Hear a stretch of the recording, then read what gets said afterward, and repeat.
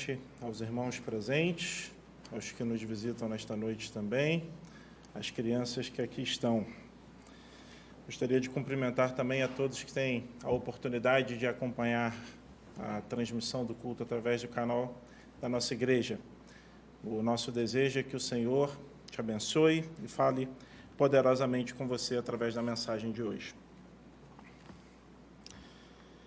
A nossa leitura de hoje está em Abacuque 3, versículos 17 e 18. Se você não tem nenhuma dificuldade para localizar onde está Abacuque na Bíblia, fique feliz. Se você tem, está depois de Naum e antes de Sofonias, se é que isso apresenta alguma dica para você. Vamos lá nos profetas menores, comece de trás para frente no Antigo Testamento, e você rapidamente localizará.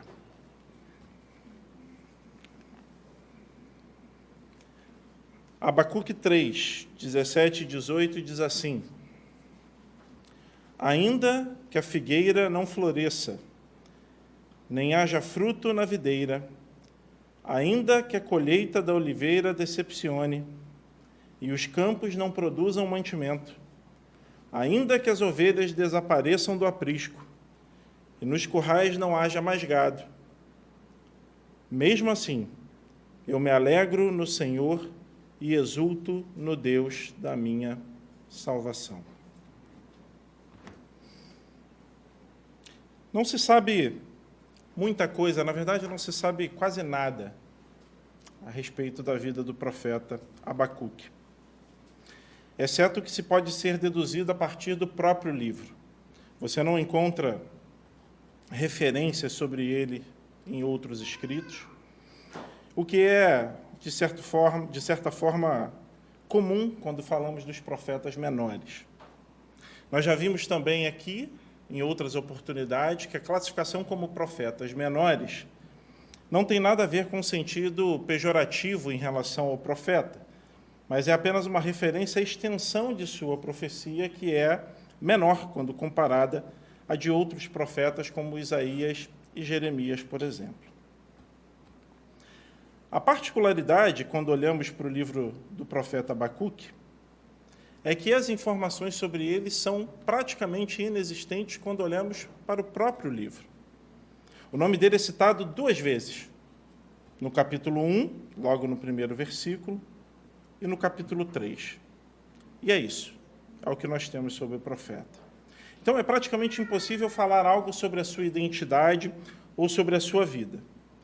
Mas sabemos de uma coisa em função do período em que se dá a profecia, é que ele é o último profeta enviado a Judá antes do cativeiro babilônico. O Lamento Amargo, se nós lermos o livro do profeta, e são apenas 3 capítulos, o Lamento Amargo com que ele inicia o seu livro pode refletir um período logo após a morte do rei Josias, e para que vocês se lembrem, Josias foi o rei piedoso, reformador, em que todos os aparentes avanços dos reis maus que vieram antes de Josias foram revertidos rapidamente após a morte do rei Josias pelo rei Jeoaquim. O cenário era que Judá havia virado completamente as suas costas para Deus através da liderança desses reis maus.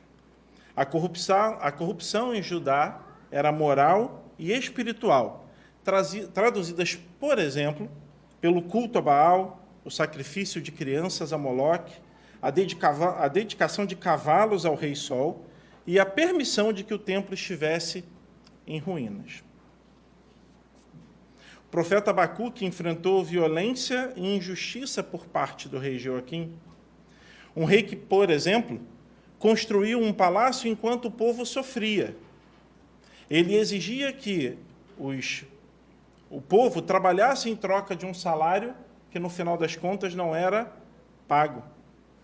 Um rei sobre quem lemos em Jeremias 22, 17, o seguinte: mas os seus olhos e o seu coração estão voltados somente para a ganância, para derramar sangue inocente e para levar a efeito a violência e a extorsão. Nesse contexto está Abacuque. O cenário, como vocês podem já tentar pintar aí como um pano de fundo, era desolador.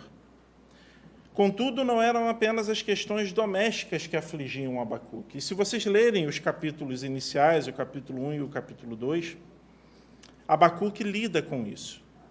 Com o declínio do Império Assírio, levantam-se então os caldeus, e os caldeus tomam controle da Babilônia, invadem e destroem Nínive e vivem o seu auge nas mãos de Nabucodonosor. E através da revelação de Deus, o profeta Abacuque faz uma extensa descrição, nos primeiros 2 capítulos, sobre a futura vinda dos caldeus sobre Judá. Então, se já não bastasse o cenário interno, a visão, a revelação que Deus deu a Abacuque, não trazia muita coisa de bom para o futuro de Judá. Era uma tentativa de Abacuque, nos 2 primeiros capítulos, de entender o que se passava naquele momento. O profeta pergunta até quando ele clamará por ajuda e ele não será ouvido. Até quando ele anunciará a violência e não haverá livramento nem salvação para aquela situação. E não há nenhuma breve introdução no livro de Abacuque. Ele já começa com isso. Já no versículo 2 do primeiro capítulo, ele traz essa descrição. A justiça havia basicamente desaparecido da terra prometida e a violência e a perversidade corriam soltas. E é neste cenário, então, de terra arrasada que o profeta clama pela intervenção divina. A resposta, então, é que a vinda dos caldeus, a resposta de Deus para Abacuque, é que a vinda dos caldeus seria disciplina sobre Judá. E aí Abacuque, então, fica mais confuso, porque ele pergunta como poderia um povo mais perverso ser enviado para punir um povo que era mais justo do que os caldeus. A questão da resposta justa de Deus, ou naquele momento, para Abacuque, a ausência dela, é um tema tão importante quanto a defesa do caráter de Deus e a sua aliança com o povo. É como se Abacuque perguntasse, como assim a Babilônia? E dos 3 capítulos do livro, como disse, os 2 primeiros são constituídos nessa base de perguntas e respostas. Abacuque faz 2 perguntas a Deus e recebe 2 respostas de Deus. E assim como em Jó, fica registrado em Abacuque essa argumentação do profeta com Deus, e através desta experiência, Abacuque obtém uma compreensão mais profunda do caráter de Deus, desse Deus soberano, e uma fé mais firme nele. Fazendo um paralelo com Jó, é como está registrado em Jó 42, versículo 5, quando Jó diz, eu te conhecia só de ouvir falar, mas agora os meus olhos te veem. E é interessante notar que algumas das indagações apresentadas por Abacuque representam questões das mais profundas que nós nos fazemos hoje. E as respostas que ele recebe lançam base sólida para uma concreta compreensão sobre o Deus que é um Deus salvador. O dilema básico enfrentado por Abacuque no capítulo 1 era por que Deus, esse Deus santo, estava permitindo que Israel se deteriorasse tão rapidamente nos aspectos éticos e morais, e por que ele havia permitido, ou ele havia de enviar os caldeus para que viessem e destruíssem Israel. Ele não conseguia entender por que Deus havia permitido que Israel ficasse tão longe dele. E ele não conseguia descobrir por que Deus faria, então, uma nação ímpia se levantar para ser justiça sobre Israel. E ele fica intrigado com essa questão. Já no capítulo 2, vemos que ele descobriu uma boa maneira de acabar com esse dilema que o perturbava, que o afligia. E em vez de ficar encarando esse problema, ele recuou e pisou em terreno sólido, naquilo que ele sabia. Ele desistiu do que ele não sabia e começou a se lembrar do que ele sabia a respeito de Deus.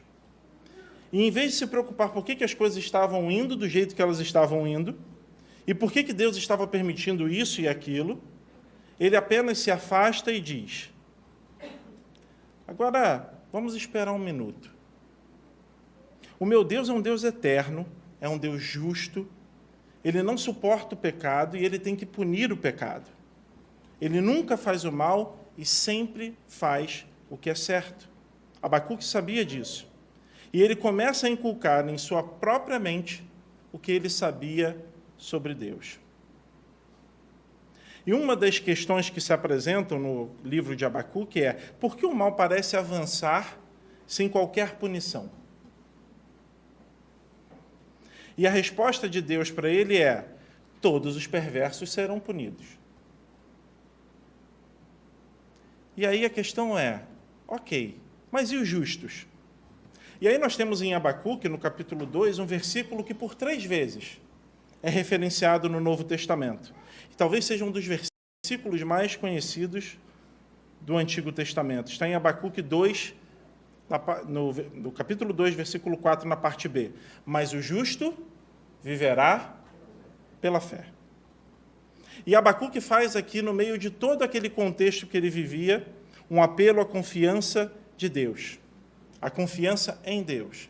Ele dá um passo fora daquele cenário tumultuado em que ele vivia e que o deixava aflito, e o próprio capítulo 1 fala muito sobre isso, e ele começa a se lembrar de quem Deus era.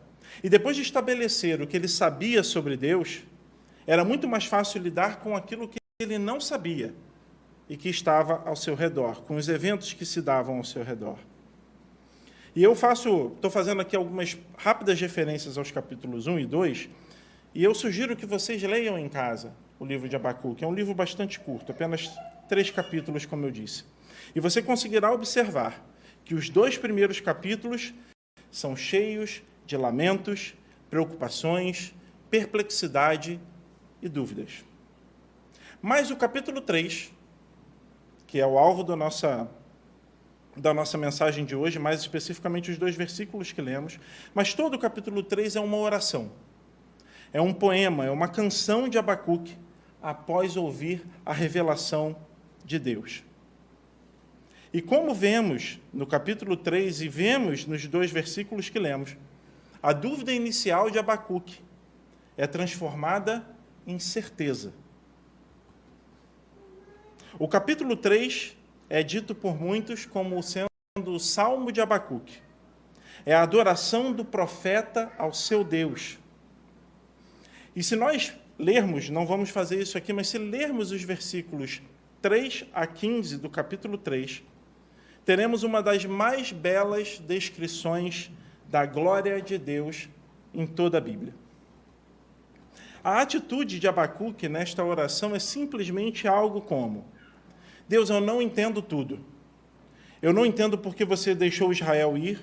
Eu não entendo porque você está trazendo os caldeus para julgá-los. Eu não entendo por que você vai esperar para julgar os caldeus. Eu não entendo qualquer uma dessas coisas. Mas eu sei de uma coisa. Você é o Deus que é justo. Você é o Deus que é eterno. Você é o Deus que nunca comete um erro. Você é o Deus que odeia o pecado. Você é o Deus que nunca faz nada de errado. É nisso que eu vou me firmar para te louvar, independente das circunstâncias. É isso que nós vemos na oração de Abacuque. E repetindo, os versículos 17 e 18, que fecham praticamente o capítulo, temos o 19 que não abordaremos aqui hoje. Ainda que a figueira não floresça, nem haja fruto na videira, ainda que a colheita da oliveira decepcione, e os campos não produzam mantimento, ainda que as ovelhas desapareçam do aprisco, e nos currais não haja mais gado, mesmo assim, eu me alegro no Senhor, e exulto no Deus da minha salvação. Abacuque não restringe a sua oração ao Senhor as bênçãos temporais que ele sim nos concede, mas ele adora ao Senhor por ser quem ele é. Ao profeta foi revelado o que aconteceria com Judá. Além do, como eu disse, que ele já vivia sob o reinado do rei Joaquim, a visão perturbadora do que aconteceria com Judá era de completa devastação e destruição que seria imposta ao seu povo. Todas as coisas boas da terra, a sua riqueza, a sua fartura, elas seriam pilhadas pelo... Era isso que estava sendo apresentado a Abacuque. Não eram as circunstâncias ao seu redor, embora elas fossem incrivelmente sombrias, como eu tentei resumir para vocês no início da mensagem. O que realmente importava para Abacuque era que Deus recebesse toda a glória. Isso é o que importava para ele. E isso é o que deve importar em primeiro lugar para nós também, irmãos. Independente das circunstâncias que nós estejamos inseridos. O que tiver que acontecer no mundo vai acontecer. Já houve guerras e provavelmente acontecerão outras. E se não há paz agora, não haverá paz no futuro, até que Cristo venha. E aí sim nós teremos a verdadeira paz com o nosso Senhor. Mas nós louvamos ao nosso Deus, porque uma guerra nós já não travamos mais. A Bíblia diz que nós temos paz com Deus. E nós o louvamos por isso. O plano de Deus, que se cumpriu em Abacuque, está chegando também ao cumprimento nos dias de hoje. E isso nos dá a mesma certeza que Abacuque tinha, que o Senhor Todo-Poderoso cumpre as suas promessas. Abacuque está pisando novamente em terra firme. Ele está parado onde ele sabe, onde ele conhece sobre o seu Deus.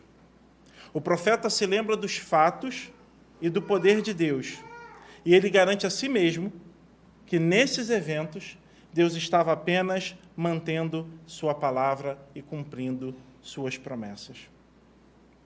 Os versículos 17 e 18 que lemos trazem um elemento da adoração como uma das partes da oração que o profeta faz no capítulo 3.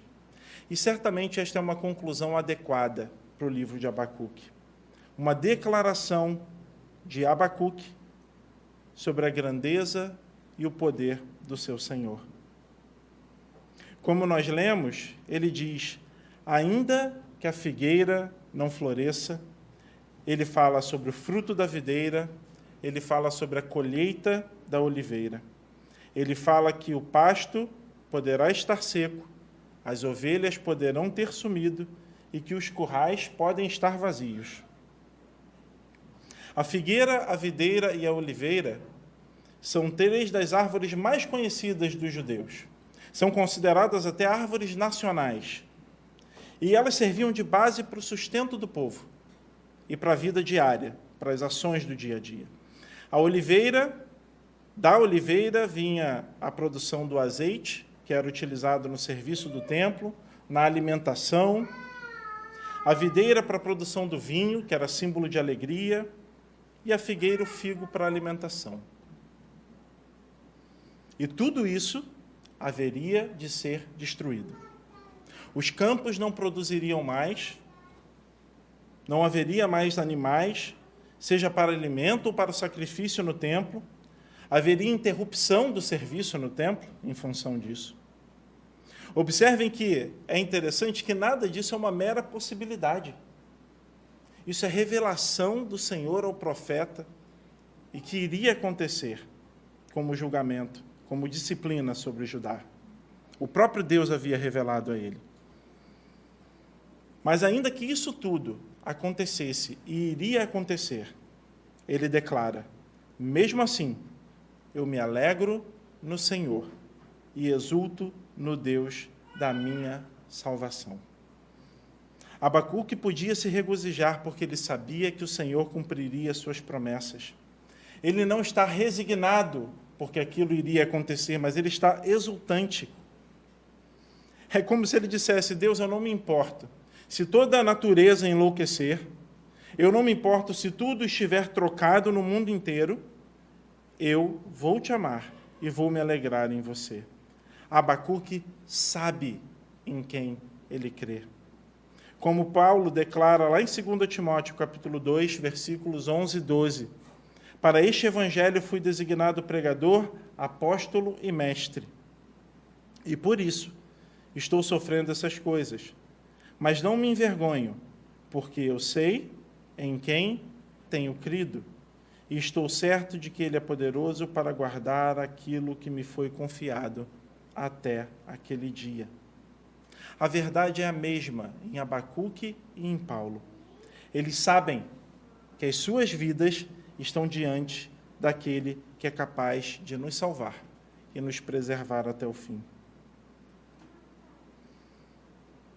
Seus problemas, os de Abacuque, foram resolvidos não porque ele entendia então tudo a partir de agora, não porque tudo ao seu redor então mudou, e toda aquela circunstância sombria e difícil se transformou num ambiente calmo, sereno e tranquilo. Não é isso que acontece. Mas é porque ele conhecia o Deus em quem ele colocava a sua confiança. Enquanto a alegria nas circunstâncias pode mudar de um dia para o outro, nossa alegria na salvação é concreta, é imutável, porque o nosso Deus é imutável. Davi, quando foi confrontado pelo seu pecado, lá no Salmo 51, ele arrependido registra: restitui-me a alegria da tua salvação. A alegria do relacionamento de Davi com Deus, que ele sabia que vinha da sua salvação. O Senhor é quem nos dá essa salvação, irmãos. E Abacuque sabia disso. O Senhor, o nosso Senhor, supre a nossa sede com as águas que ele faz brotar em nós, uma fonte para a eternidade. João 4,14, aquele, porém, que beber da água que eu lhe der, nunca mais terá sede. Pelo contrário, a água que eu lhe der será nele uma fonte a jorrar para a vida eterna. Essa fonte ela está disponível hoje para a nossa alegria em qualquer lugar. Isaías 12 diz: eis que Deus é a minha salvação, confiarei e não temerei, porque o Senhor Deus é a minha força e o meu cântico, ele se tornou a minha salvação. Com alegria vocês tirarão água das fontes da salvação. Isaías 12, versículos 2 e 3. A alegria é uma marca da salvação que nós recebemos. Se em Abacuque 1, no versículo 2, está registrado: até quando, Senhor, clamarei pedindo ajuda, e tu não me ouvirás? Até quando gritarei violência, e tu não salvarás? Em Abacuque 3,18, está registrado: mesmo assim, eu me alegro no Senhor e exulto no Deus da minha salvação. Que transformação radical! Que transformação radical acontece quando há um encontro pessoal com esse Deus, quando nós lembramos e colocamos os nossos pés num lugar sólido, concreto, em que nós nos lembramos de quem é o nosso Deus. E o viver pela fé, que é declarado pelo próprio Abacuque no capítulo 2, ele é real. Interessante notar que Abacuque nada fez ou foi orientado a fazer. Abacuque simplesmente registra a revelação que a ele foi apresentada. E a verdade é que muitas vezes o objetivo de uma passagem bíblica não é realmente nos dizer ou nos orientar ativamente em relação a qualquer ação, mas sim nos deixar extasiados com o que Deus fez por nós. Abacuque foi da dúvida à certeza, mas ele não foi comandado a contribuir de nenhuma forma em relação a isso. O Deus que Abacuque cria, o Deus de Israel, estava conduzindo disciplina sobre o povo. A única atividade de Abacuque foi deixar o registro para que nós hoje fôssemos abençoados, para que nós hoje fôssemos instruídos por esta palavra. Veja, toda a mensagem do Evangelho, ela deixa bastante clara que nós não podemos agir para a nossa salvação. Deus faz tudo por nós em relação à nossa salvação. Antes da fundação do mundo, Deus nos escolheu nele para sermos santos e irrepreensíveis. Antes da fundação do mundo, Deus nos escolheu nele para sermos santos e irrepreensíveis diante dele. Em amor, nos predestinou para ele, para sermos adotados como seus filhos, por meio de Jesus Cristo, segundo o propósito de sua vontade, para louvor da glória de sua graça, que ele nos concedeu gratuitamente no amado. Está lá em Efésios 1, de 4 a 6. Abacuque ainda não tinha a revelação de Cristo, mas ele exultava no Deus da sua salvação. Ele olhava para frente, confiando nas promessas de Deus. Nós hoje podemos olhar para trás e vermos as promessas do nosso Deus cumpridas. Como está lá em Gálatas 4, versículos 4 a 5. Mas quando chegou a plenitude do tempo, Deus enviou o seu Filho, nascido de mulher, nascido sob a lei, para resgatar os que estavam sob a lei, a fim de que recebêssemos a adoção de filhos.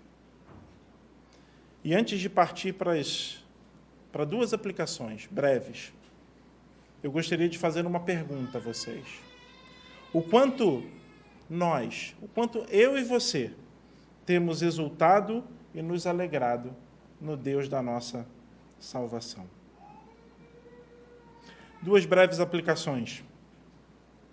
A primeira, assim como a Abacuque foi dada a revelação suficiente para que ele confiasse no Senhor, nós temos tarefa semelhante. O Senhor nos deu revelação suficiente em sua palavra para nos guiar, para guiar nosso entendimento em seus grandes atos de salvação e o que ele fará para consumar o seu plano. O nosso papel é crer nas Escrituras e crer que ele cumprirá o que prometeu. A segunda aplicação. A fé autêntica permanece mesmo quando não há nada tangível que possa sustentá-la. Ainda que todas as circunstâncias ao nosso redor sejam contrárias e extremas, como eram com Abacuque. Ainda que até os meios básicos de sustento se percam. Ainda que todos os prazeres e segurança desse mundo, que esse mundo nos oferece, sejam retirados. Não deixaremos ou não deixemos de confiar e crer no Senhor. Podemos e devemos exultar no Deus da nossa salvação. Que Deus nos abençoe, irmãos. Vamos orar.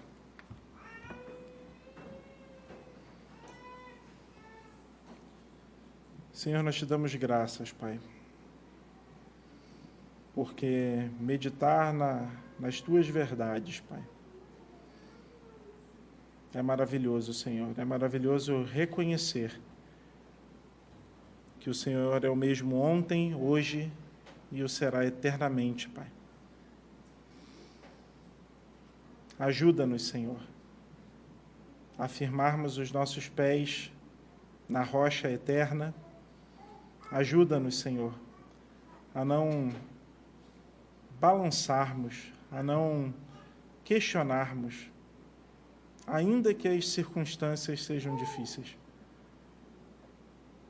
Ainda que os meios mais básicos e as seguranças mais simples que nós tenhamos nos faltem, Pai.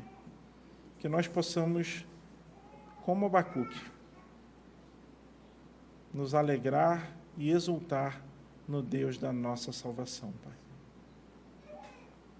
Essa é a oração que fazemos, Senhor, confiados não na nossa capacidade ou disposição, mas confiados inteiramente, Senhor, na Tua palavra. Em nome de Jesus. Amém.